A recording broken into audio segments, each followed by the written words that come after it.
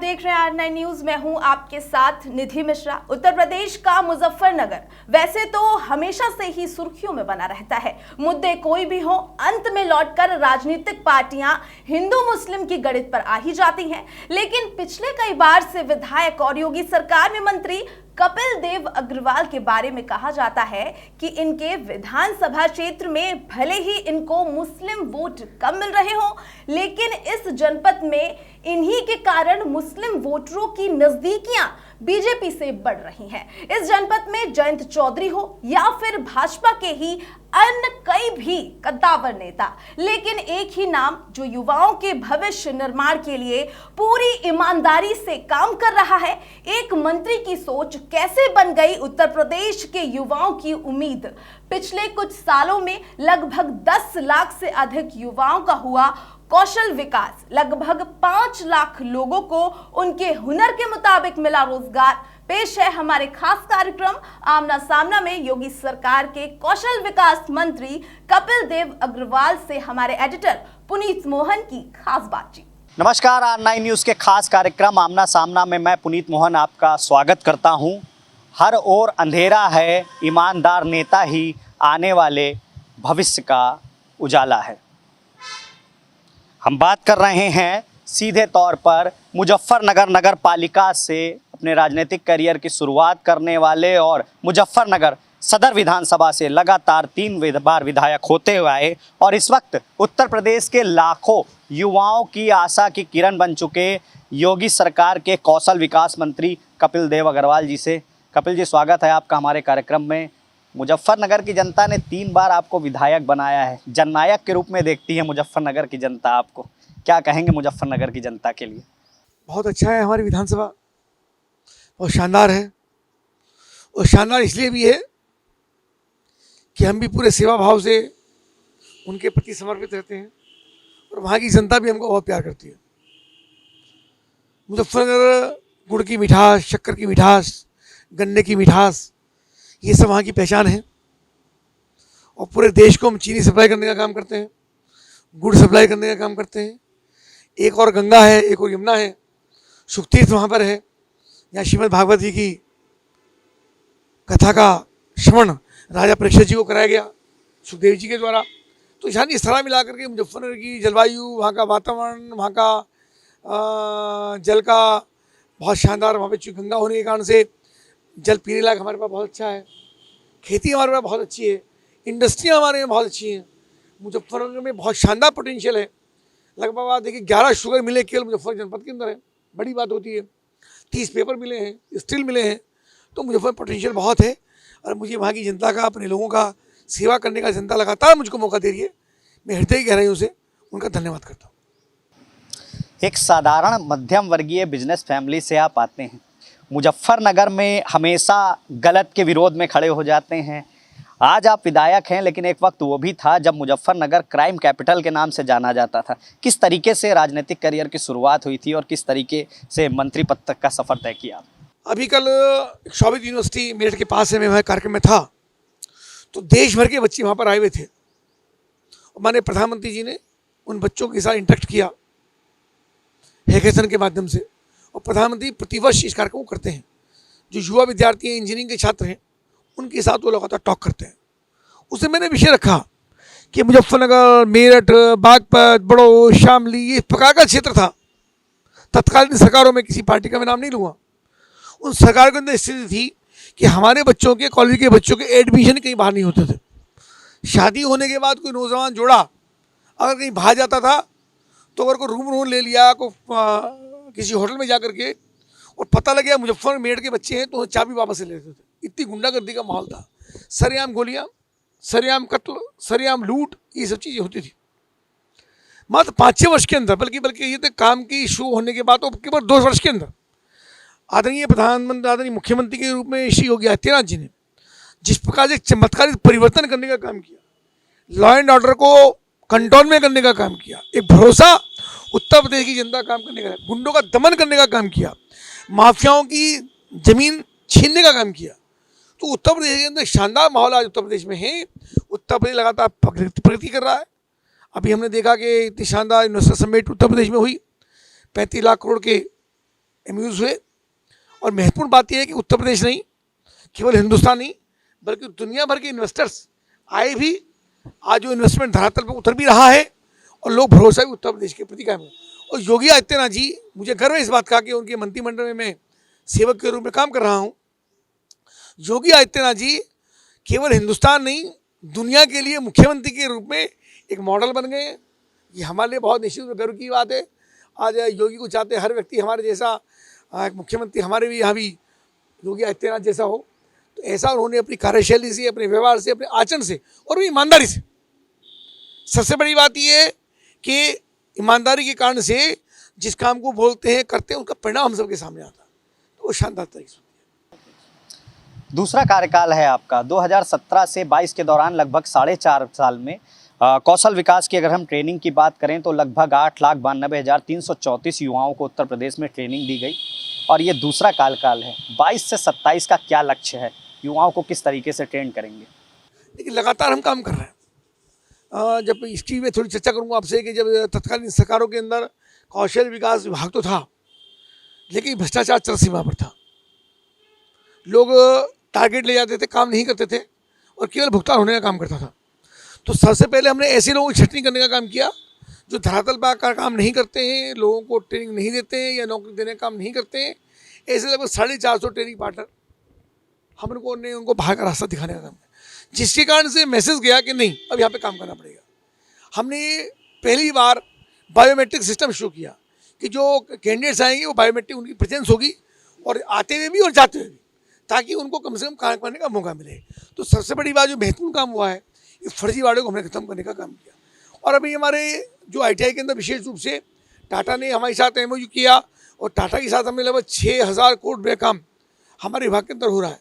तो जो नए नए सेक्टर्स आज इंडस्ट्री के हैं, यानी 4.0 के अंदर लगातार हम उनको ला करके जैसे ड्रोन में हम आ रहे हैं, हम सौर ऊर्जा में हम आ रहे हैं, हम प्लम्बिंग जो घर का हर घर नल से जल, इसमें बच्चों को हम ट्रेनिंग दिलवा रहे हैं। और सौर ऊर्जा पे हमने लगातार काम किया है, इलेक्ट्रॉनिक में हम काम कर रहे हैं। हम आप समझिएगा कि मार्केटिंग में हम हैं, सेल्स में हमें, होटल मैनेजमेंट में हम लोग हैं, तो डिफरेंट सेक्टर्स के अंदर।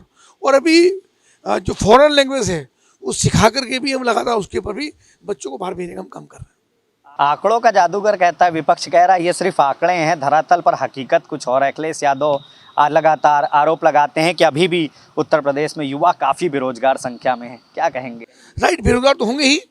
बच्चे रोजाना पैदा होते हैं, फिर पढ़ते हैं, फिर बड़े होते हैं, फिर उनकी पढ़ाई पूरी होती है, उसकी पढ़ाई छूट जाती है। तो क्रम तो लगातार सतत चलने वाला है। जैसे गंगा का जल प्रतिदिन आता है, फल प्रतिदिन आते हैं और सब्जियां प्रतिदिन आती हैं। हम धीरे धीरे बड़े होते हैं तो रोज़गार तो आते रहेंगे, पर उनको रोज़गार से जोड़ने का काम ये सरकार की जिम्मेदारी है। प्रधानमंत्री जी ने कहा कि सबको सरकारी नौकरी नहीं मिलेगी, इसलिए सबको स्किल्ड करके ऐसे सब युवाओं को। और अभी तक समाजवादी पार्टी की सरकार में जिन अखिलेश जी की आप बात कर रहे हैं, उनमें केवल 8वीं और 10वीं पास बच्चों को स्किल के साथ जोड़ा जाता था। हमने सबको जोड़ने का काम किया। जो राष्ट्रीय शिक्षा नीति 2020 आई है, 2020 में हमने ऐसे सब युवाओं को जो 12th में पढ़ रहे हैं, 11th में पढ़ रहे हैं, 12th में पढ़ रहे हैं, 10वीं पास पढ़ रहे हैं या ग्रेजुएशन में भी हैं, इवन वो MBA कर रहे हैं, वो BTech कर रहे हैं, वो MTech कर रहे हैं, उन सबको हमने स्किल जोड़ने का काम किया।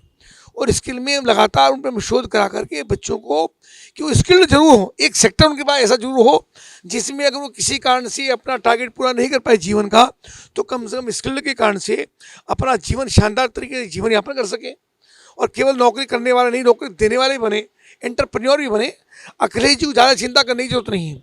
अभी उत्तर प्रदेश में भी अखिलेश जी की अभी कोई संभावना मुझको नज़र नहीं आ रही, केंद्र में तो बिल्कुल नहीं है। तो अखिलेश जी ज़्यादा टीका टिप्पणी के चक्कर में ना पड़े, अपनी पार्टी को थोड़ा मजबूत करें। अभी आने वाले 20 साल भारतीय जनता पार्टी के हमको काम करने दें। स्किल डेवलपमेंट के इतने बड़े प्रोग्राम हुए, माननीय प्रधानमंत्री भी उसमें शामिल हुए, मुख्यमंत्री जी भी कई बार शामिल हुए, लेकिन उत्तर प्रदेश में जो कंपनियां हैं, फैक्ट्रियां हैं, अमूमन ऐसा कहा जाता है कि दूसरे राज्य के लोगों को ज़्यादा काम देने में इंटरेस्ट दिखाती। क्या राय है आपकी इस बात? ऐसा नहीं होता, ऐसा नहीं होता। जब यहाँ आएंगे तो ठीक है, बच्चों को रोजगार देती हैं। जिन कंपनियों को हम बुलाते हैं, डिफरेंट टाइप के हमारे रोजगार के मेले भी होते हैं और उनको हम इन्वाइट करते हैं, बड़े बड़े ग्रुप आते हैं, उनको बुला करके हमारे ही बच्चों को लेकर के जाते हैं।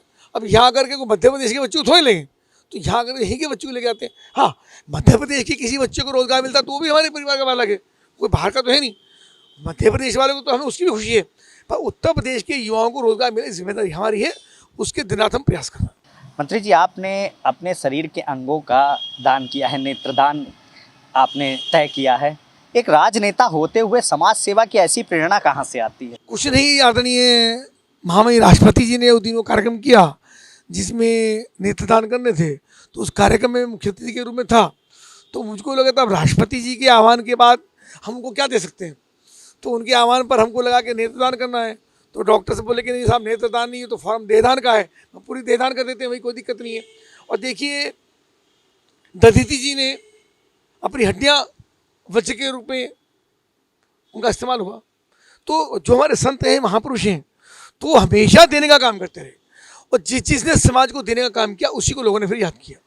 तो ईश्वर करे जब भी हमारा शरीर पूरा होगा तो हमारी नेत्र हैं, हमारे शरीर का कोई भी अंग है, अगर किसी के काम आएगा तो इससे बड़ा इस मिट्टी का और क्या हो सकता है। शमशान घाट में जाकर तो जलना सभी को है, तो थोड़ा कम जल जाएगा, कोई दिक्कत नहीं है, पर अगर किसी के काम आता है तो मेरे लिए, मेरे परिवार के लिए, समाज के लिए एक ये बड़ी उपलब्धि होगी। समाज को भी इससे प्रेरणा मिलती है। जब कोई राजनीतिक व्यक्ति काम करता है तो गलती हमसे हो जाती है, तो 100 लोग उसमें नेगेटिव टिप्पणी करते हैं, तो कोई पॉजिटिव या काम होता है लोग उसका आचरण भी करते हैं, अनुसरण भी करते हैं। तो कोशिश रहती है कोई ऐसा काम जीवन में जरूर करते रहें जिसको आदर्श के रूप में लोग उसको स्वीकार करें। साधारण परिवार से आने वाले कपिल देव अग्रवाल जी, क्या आपने कभी सोचा था कि आप मंत्री बनेंगे? और अगर 2024 में आपको मुजफ्फरनगर लोकसभा से टिकट दिया जाता है तो क्या चुनाव लड़ेंगे? ये कोई विषय नहीं है। अभी आपने देखा कि 3 प्रदेशों के चुनाव हम सबके सामने आए, पार्टी ने बहुत सारे लोगों को, एमपीज़ को एमएलए चुनाव लड़ा दिया। अभी भी बहुत सारे एमएलए को एमपी का चुनाव लड़ाने की तैयारी पार्टी कर ही रही होगी, मुझको जानकारी नहीं है। और पार्टी क्या करती है ये विषय हमारा नहीं है, पार्टी का निर्णय होता है।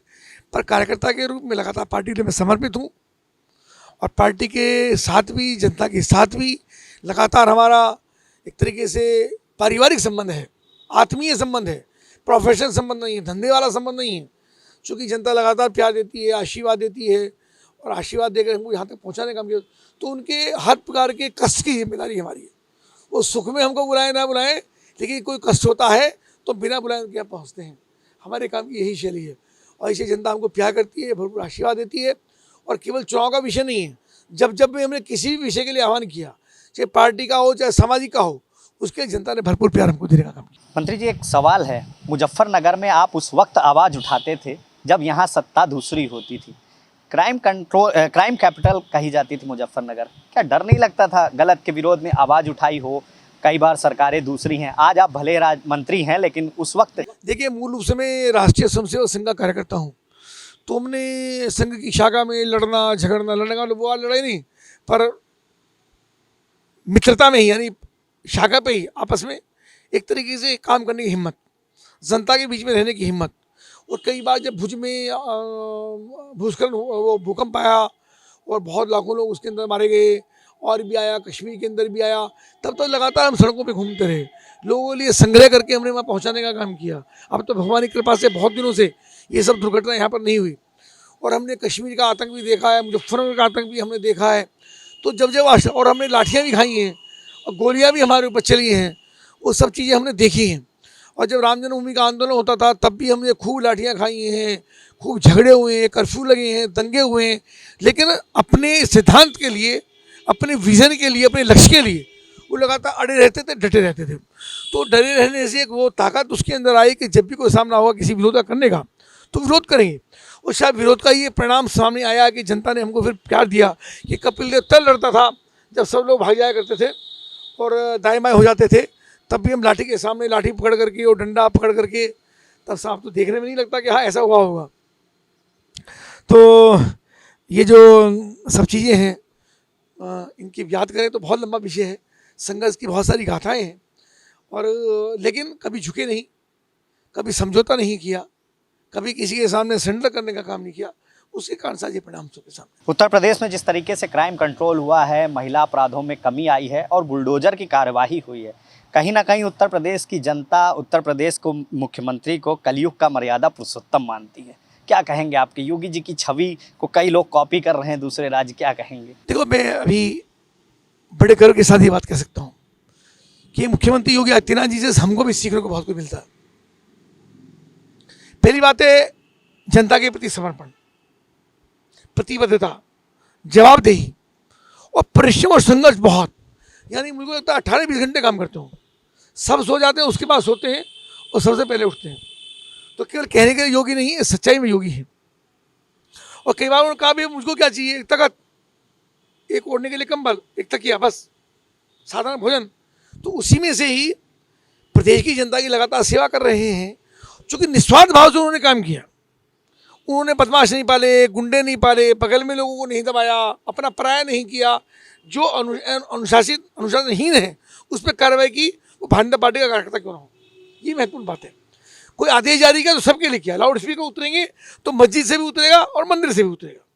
सड़क पर कार्यक्रम नहीं होंगे तो फिर नमाज भी नहीं पढ़ी जाएगी, लेकिन हिंदू समाज के कार्यक्रम भी नहीं होंगे। यानी चीज़ों को, कानून का पालन सख्ती के साथ सबसे कराने का काम किया। तो लोगों ने देखा कि ठीक काम हो रहा है।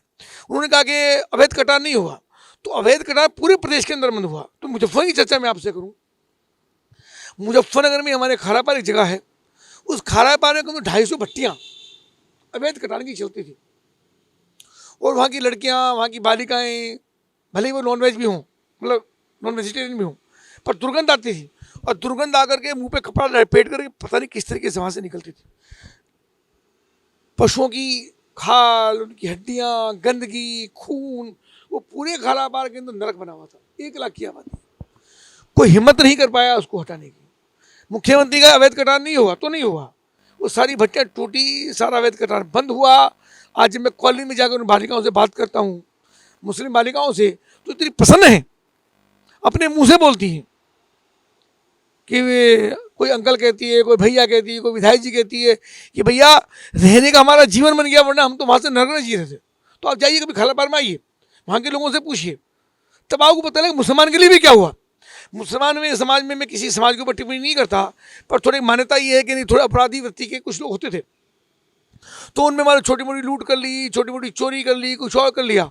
वे सब लोग काम पे लगे, चाहे कोई फल बेच रहा हो, चाहे सब्जी की दुकान कर रहा हो, चाहे कोई अपना काम कर रहा हो, चाहे छोटी दुकान करता हो, उन सब लोगों को लग गया कि काम ही करना पड़ेगा तभी जीवन चलेगा, गुंडागर्दी काम नहीं चलेगा। तो ऐसे सब लोगों पर कार्रवाई करने का काम किया। आपने देखा हो जब अयोध्या के अंदर एक घटना हुई थी और अयोध्या के अंदर लोगों ने कुछ गोली वोली चलाने का काम किया था, उसमें 4-5 हिंदू निकले, उनके ऊपर ही मुख्यमंत्री ने कार्रवाई की। ऐसा नहीं हिंदुओं को बचा लो, ये कार्रवाई नहीं। तो लोगों का भरोसा मुख्यमंत्री जी के ऊपर कायम हुआ, और वो कायम होने के कारण से आज पूरे प्रदेश के अंदर योगी आदित्यनाथ जी उत्तर प्रदेश के लिए नहीं, हिंदुस्तान के लिए नहीं, पूरी दुनिया भर के मुख्यमंत्रियों के लिए, शासकों के लिए एक आइकॉन बन गए। और हर व्यक्ति इस बात की चर्चा करता है कि योगी आदित्यनाथ जैसे शासक हमारे ही प्रदेश या हमारे विदेश के अंदर हो, ऐसी चर्चा पूरी दुनिया आज कर रही है। तो निश्चित रूप से मुझे बात का गर्व है कि उनकी मंत्रिमंडल में एक सेवक के रूप में मैं काम कर रहा हूँ। ये हमारे लिए प्रसन्नता का विषय। अंतिम प्रश्न है, उत्तर प्रदेश के लाखों युवाओं के जननायक हैं आप, उम्मीद की किरण से लाखों युवा देख रहे हैं आपको, कि किसी तरह का बदलाव, बहुत बदलाव आया है, किस तरीके से स्किल डेवलपमेंट के कार्यक्रम हमने देखे हैं, क्या कहना चाहेंगे उत्तर प्रदेश के युवाओं से आप? मैं कहना चाहूँ, देखिए, बाबू नहीं बनना है, पढ़ाई करके, इंटर करके, बीए करके, बीकॉम करके, समथिंग आपकी अच्छी चीज़ें निकल गए तो अलग बात है। अच्छे नहीं निकले तो केवल आप बाबू की नौकरी ढूंढते हैं। हमको वाइट कॉलर जॉब मिल जाए, बाबू की नहीं मिल जाए, कंप्यूटर पे काम करना मिल जाए, भले ही तनख्वाह मिलती हो 8,000, परिश्रम करना पड़ेगा, धरातल पे उतरना पड़ेगा, सीखना पड़ेगा। जब आप सीख लोगे, एक बार आप स्किल हो, किसी भी सेक्टर में आप आगे निकल गए, किसी भी सेक्टर, तो अपार संभावनाएं वहाँ पे फिर काम करने की है। अभी आप नौकरी करिए, काम को सीखिए, और काम को सीखने के बाद फिर आप एंटरप्रेन्योर बन सकते हो। आप भी 10, 20, 50, 100, 200 युवाओं को रोजगार देने का काम कर सकते हो। लेकिन उसके लिए एक बार पसीना बहाना पड़ेगा।